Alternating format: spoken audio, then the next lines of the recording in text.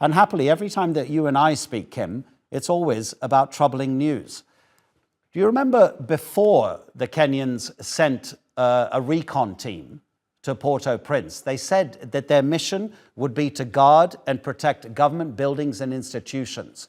When they came back from Port-au-Prince a few years ago, they then said, our aim is going to be to neutralize the gangs. But doesn't that mean war in Haiti? Yes, it does, and it's ridiculous. It's just the idea of weakening and disarming the gangs. I think that was their final prognosis. It's just impossible. It's not going to happen. And plus, you're talking about 1,000 cops. I mean, first of all, we're not sure this is actually going to happen. Correct, because there's a legal challenge in Kenya. Yeah. Supreme Court has to decide, even though Ruto got his party to pass it through the parliament, but a lot of the legal experts in Kenya say that it's just not allowable under the Kenyan constitution, that the army could be sent, but not the police. And in addition, you have Ruto saying that it would require 5,000 police to do this job. So the whole question is very fraught. And the fact that we see the World Bank giving Kenya $7 billion over the next 3 years, one wonders how much of this is just a money scheme.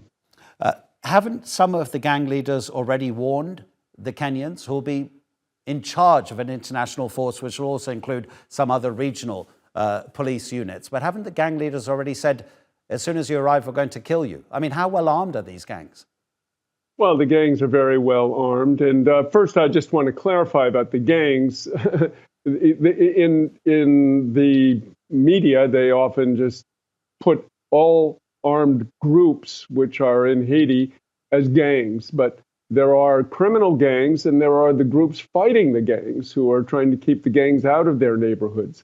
So they put these all together and they target them all. In fact, the leader of the vigilance brigades it has become the principal target in much of the media accounts.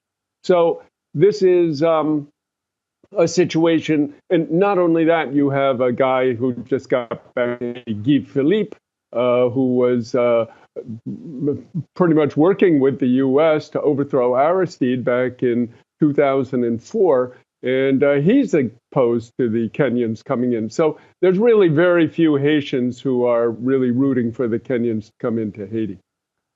How close is Haiti to becoming a failed state?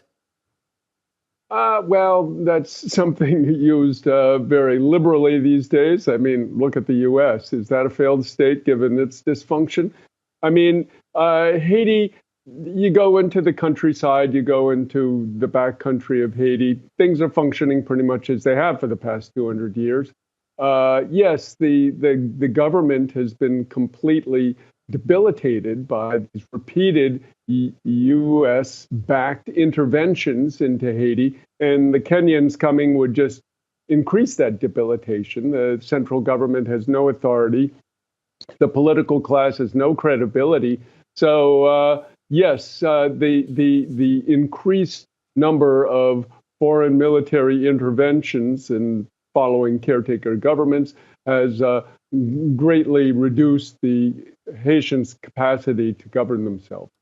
Kim, thank you. Always really appreciate the analysis. Take care. Kim Ives speaking to us from, where are you actually? You're in Washington, aren't you? Yeah, New York. Sorry, Kim.